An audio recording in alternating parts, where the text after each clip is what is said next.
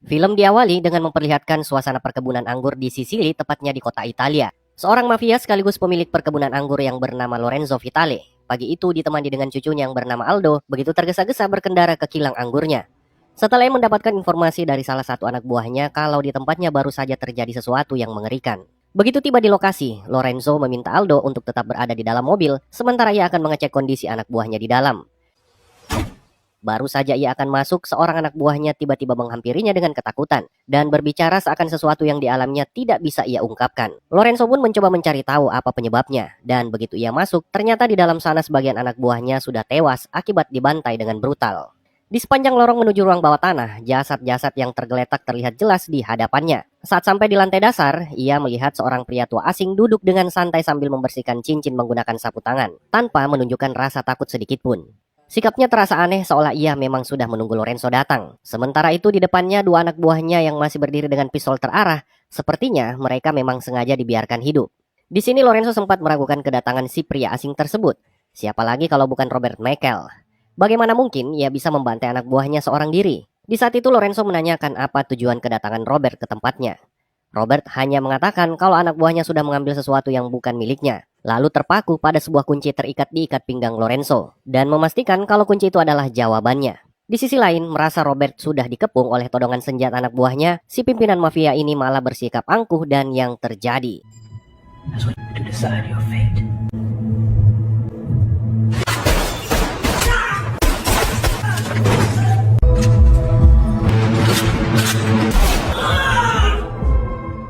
Setelah berhasil mendapatkan apa yang ia cari, Robert segera keluar dari gudang kilang itu dengan tenang.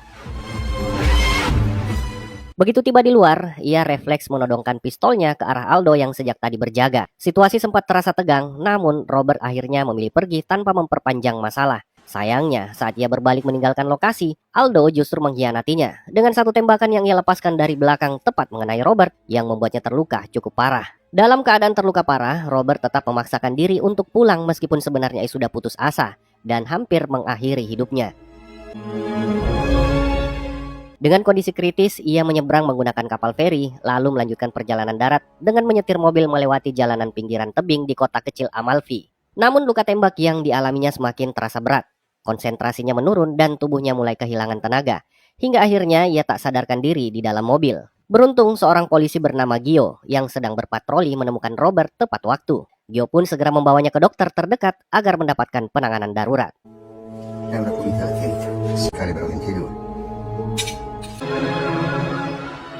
Beberapa saat kemudian, begitu siuman, Robert memaksakan dirinya untuk berdiri sendiri. Namun Enzo segera menahannya dan memintanya untuk tetap beristirahat sampai lukanya benar-benar pulih. Sontak Enzo lalu bertanya, apakah Robert sebenarnya orang baik atau jahat? Robert hanya menjawab bahwa ia sendiri tidak yakin tentang itu. 3 hari kemudian, kondisi Robert mulai membaik hingga ia sudah mampu berdiri dan berjalan menemui Enzo. Enzo pun mengizinkannya berkeliling di kota kecilnya yang bernama Altamonte untuk menyegarkan pikirannya. Siapa tahu Robert merasa nyaman dengan tempat tersebut. Robert kemudian berjalan menyusuri jalanan kota dan melihat kehidupan para penduduk yang tampak damai dan bahagia.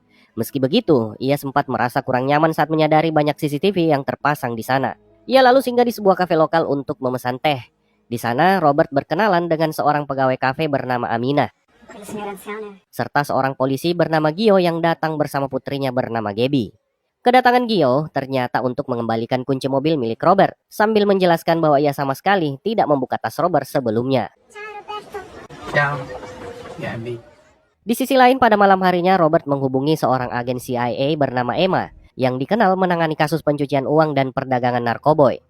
Robert memperkenalkan diri sebagai warga sipil dan menyampaikan informasi tentang temuannya di sebuah kebun anggur di Sisilia, sambil menyarankan agar lokasi tersebut segera diselidiki. Laporan itu langsung menarik perhatian Emma, karena Robert ternyata mengetahui nomor kontak CIA yang seharusnya bersifat sangat rahasia.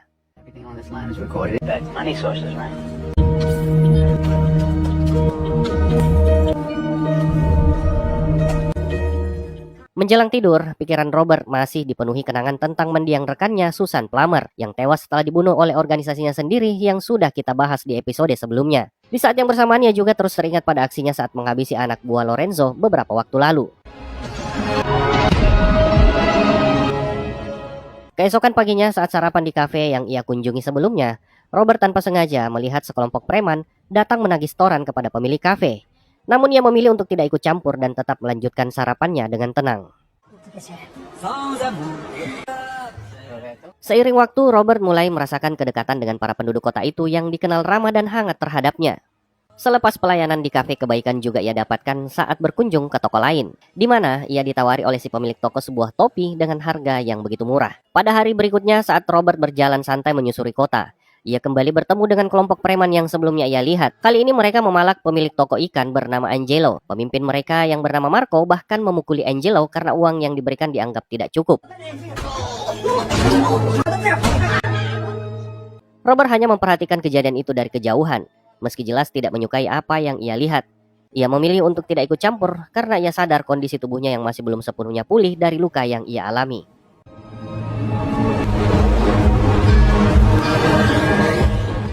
Setelah selesai memeras Angelo, Marco bersama anak buahnya OTW menuju tempat sang kakak yang bernama Vincent, yang dikenal sebagai ketua mafia berpengaruh di Italia. Saat itu, Vincent tengah mengadakan pertemuan dengan sebuah keluarga pemilik rumah karena ia berniat membeli rumah mereka dengan harga yang sangat rendah. Namun, tawaran tersebut langsung ditolak oleh pemilik rumah. Bagi mereka, rumah itu adalah peninggalan orang tua yang memiliki nilai emosional yang besar, sehingga tidak pernah terfikirkan untuk menjualnya, berapapun harga yang ditawarkan. Di waktu yang sama, Emma dan Frank mendatangi area kebun anggur milik Lorenzo. Saat melakukan pemeriksaan, mereka menemukan tumpukan uang senilai 11 juta euro serta narkoba dalam jumlah yang besar yang diselipkan di dalam produk anggur. Karena diketahui barang tersebut dikirim dari Suriah, keduanya pun mencurigai adanya hubungan antara sindikat kriminal di Italia dengan jaringan terorisme internasional. Di sisi lain, Robert mendapat kabar baik dari Enzo yang memastikan bahwa luka tembak di punggungnya telah benar-benar pulih. Karena kondisinya yang sudah membaik, Robert memutuskan kembali ke Boston untuk mengembalikan barang yang sebelumnya dicuri oleh Lorenzo kepada pemilik aslinya. Namun saat hendak meninggalkan kota, ia terkejut melihat banyak orang berkumpul di depan toko ikan milik Angelo yang sedang dilahap si jago merah. Ternyata Marco dan kawan-kawannya adalah dalang di balik kebakaran itu. Robert yang melihat langsung kejadian tersebut merasa sakit hati. Ia tak tega melihat orang-orang yang selama ini baik kepadanya menderita. Akhirnya, Robert menunda kepulangannya demi membantu menyelesaikan masalah Angelo. Di tempat lain, Gio yang memantau lewat rekaman CCTV sama sekali tidak menyadari bahwa pelaku pembakaran itu adalah adik dari bos mafia besar yang bernama Vincent. Sementara itu, Robert yang sedang ngeteh di kafe diajak oleh Aminah ke pantai, di mana di sana banyak sekali kuliner khas kota Altomento yang dibangun oleh orang tua Aminah. Disinilah Robert mulai merasakan kebahagiaan yang sesungguhnya. Selain kuliner, kota itu memiliki hiburan lain, yaitu bioskop layar tancap yang selalu menghibur warga di sana saat malam harinya. Pertama dalam hidupnya, Robert pun merasa baru kali ini ia diperlakukan layaknya manusia oleh warga yang ada di kota Altomento. Makanya detik itu juga Robert memutuskan untuk menetap di kota tersebut.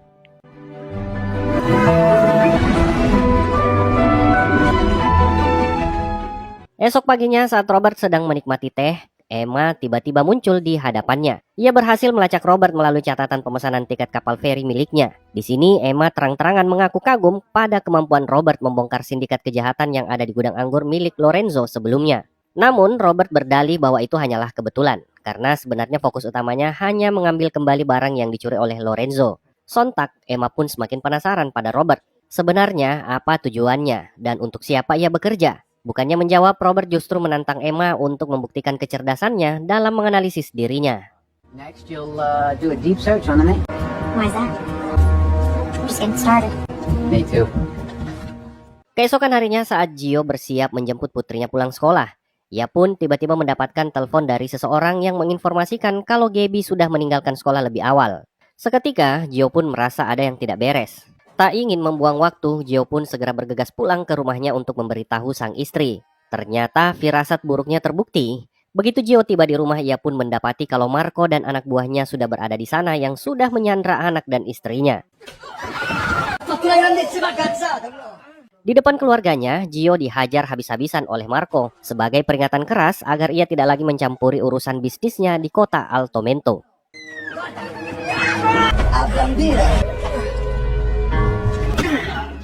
Usai dipukuli tanpa ampun oleh Marco, Gio segera mendatangi Enzo. Dalam pertemuan itu, Enzo mulai membuka cerita kepada Robert mengenai sebuah jaringan mafia bernama Camaro yang berada di bawah kekuasaan Vincent. Ia menjelaskan bahwa organisasi tersebut nyaris tak tersentuh karena memiliki perlindungan dari orang-orang berkuasa di pemerintahan. Penjelasan itu pun membuat Robert semakin penasaran akan sindikat berbahaya tersebut. Beberapa saat kemudian, Robert mendatangi sebuah gereja tua yang berdiri di atas perbukitan. Di tempat itu, ia kembali bertemu dengan Emma, yang memberitahunya bahwa Robert telah dinyatakan bersih dari tuduhan pembantaian Lorenzo dan bahkan dianggap membantu operasi CIA. Karena statusnya sudah aman, Robert lalu meminta Emma untuk menyelidiki aktivitas di pelabuhan Elba dan Sardinia yang dijaga sangat ketat oleh aparat. Menurut analisisnya, pelabuhan tersebut kemungkinan menjadi jalur masuk narkoboy dari Suriah yang melibatkan mafia Italia dengan dukungan oknum kepolisian. Instruksi itu membuat Emma semakin tertarik pada cara berpikir Robert. Tetapi satu hal masih mengganjal di benaknya. Alasan sebenarnya mengapa Robert bersedia ikut membantu misinya. Go back to you with the answer when I'm done. I know you will. Pada malam hari, Robert datang ke sebuah restoran dan tanpa sengaja melihat Gio sedang makan bersama keluarganya. Tak lama kemudian, Marco muncul bersama beberapa anak buahnya dan langsung menghampiri Gio. Di sana, Marco memerintahkan Gio untuk menyiapkan sebuah perahu guna untuk keperluan pengangkutan barang yang baru saja tiba dari Somalia. Setelah memberi perintah tersebut, Marco menyadari kalau Robert sejak tadi terus menatapnya. Hal itu pun membuatnya merasa jengkel. Makanya ia pun menghampiri Robert berniat untuk mengancamnya. Belum juga berbicara panjang lebar, Robert justru melakukan perlawanan spontan yang membuat Marco merintih kesakitan. Is that a Timex?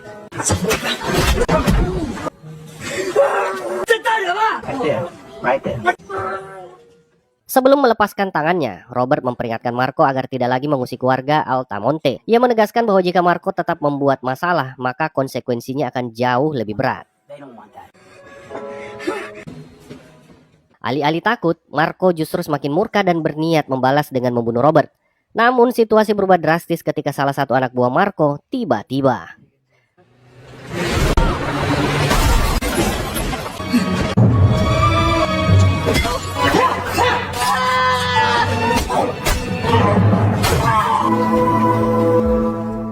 Tak butuh waktu lama, Marco dan seluruh pasukannya dibantai oleh Robert tanpa ampun hingga tak ada yang tersisa dari mereka. Pada hari berikutnya, Gio bersama aparat kepolisian memeriksa lokasi kematian Marco.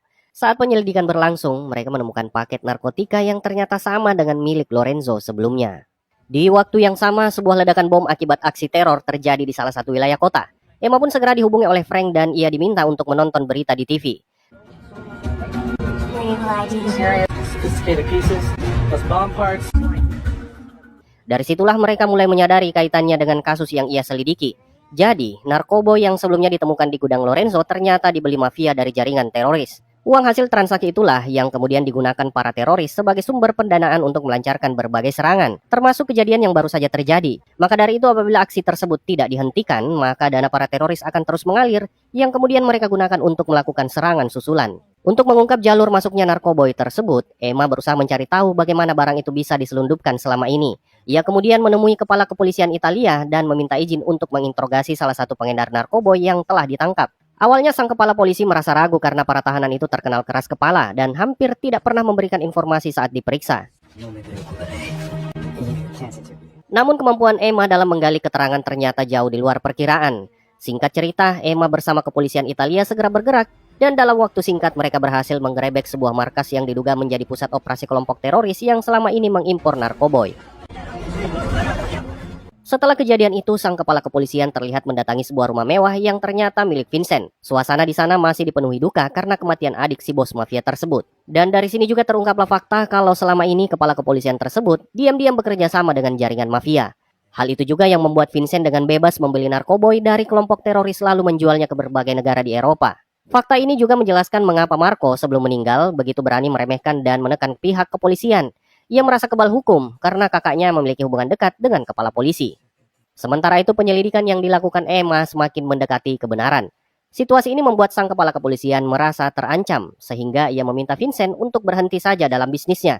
Ia pun menyadari bahwa jika perdagangan narkoba itu terus berjalan, maka serangan teroris akan kembali terjadi dan semakin banyak warga Italia menjadi korban. Vincent yang mendengarnya jelas tidak setuju dan dengan tenang berkata kalau dirinya sendiri yang akan mengurus Emma Collins tersebut. Sementara nasib buruk si kepala polisi ada di tangannya. Tanpa ragu Vincent memotong tangan si kepala polisi dan memperingatkannya kalau dialah yang memegang kekuasaan di Italia.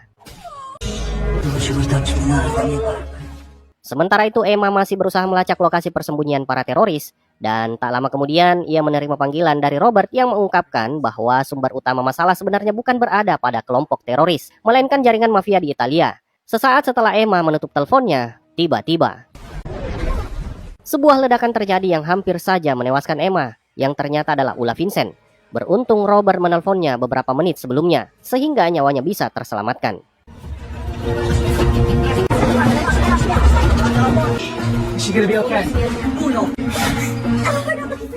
Di sisi lain, kemarahan Vincent atas kematian adiknya akhirnya memuncak. Ia pun membawa kelompoknya menuju Altamonte untuk mencari pelaku yang bertanggung jawab.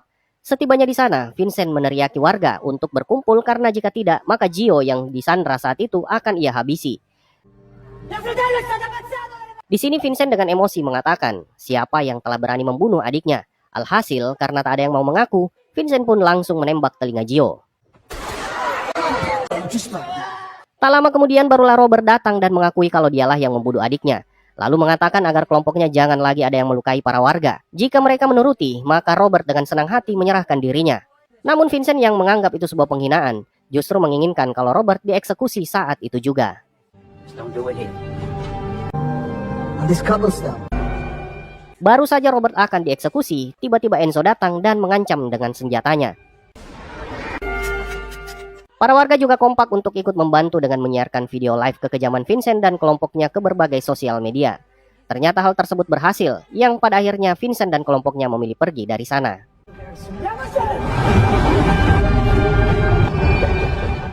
Malam itu setelah kembali ke rumahnya, Vincent terlihat makan malam bersama para anak buahnya. Di sana mereka membahas sosok Robert yang mulai membuat mereka penasaran. Meski sudah mencoba mencari tahu, tidak satupun dari mereka berhasil menemukan identitas Robert. Sebelum selesai, Vincent pun menginstruksikan pada anak buahnya kalau besok mereka akan kembali ke kota tersebut untuk sekalian menghabisi para penduduknya. Sementara itu terlihat kalau warga Altamonte semuanya berbondong-bondong untuk melakukan ritual doa bersama agar mereka dilindungi dari kejahatan para mafia.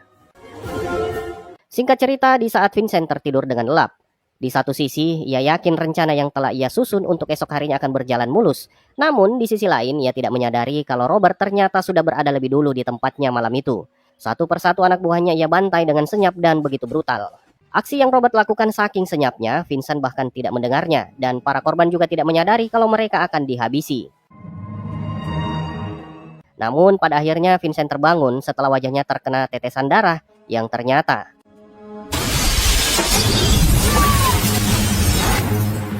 dalam kepanikan ia memanggil anak buahnya, tetapi tak ada satupun yang menjawab. Saat turun ke bawah, ia menemukan mereka sudah tergeletak tak bernyawa. Seketika ia langsung menyadari kalau kejadian ini adalah ulah dari Robert Michael.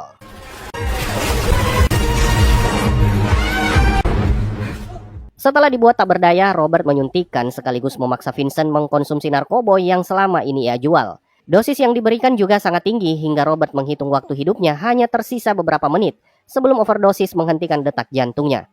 Begitu ikatan di tubuhnya dilepas, Vincent langsung berusaha kabur. Ia berlari mencari pertolongan, tetapi efek obat membuat langkahnya sempoyongan. Meskipun pada akhirnya ia harus tewas setelah ditabrak oleh sebuah mobil.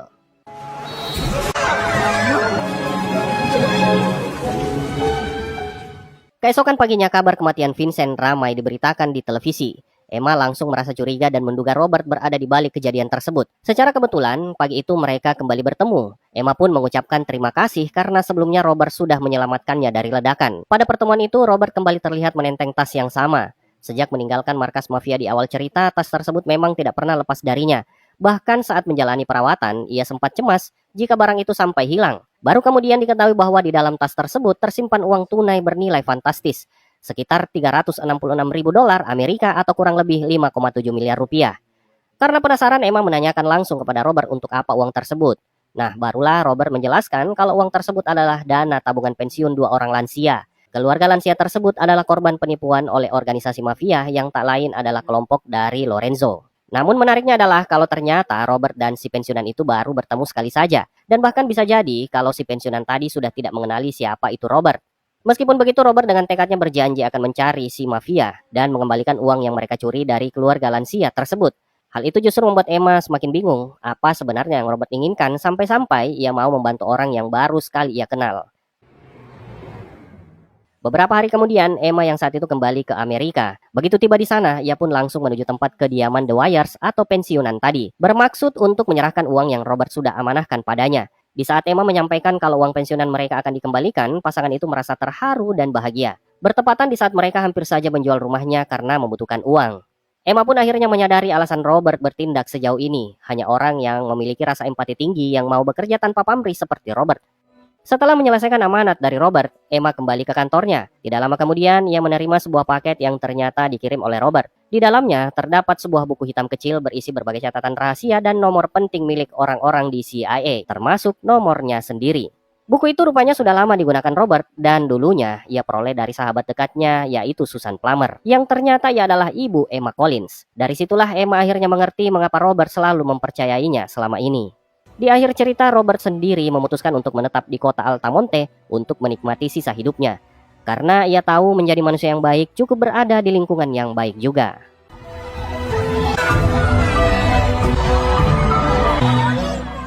Hingga akhirnya film pun selesai.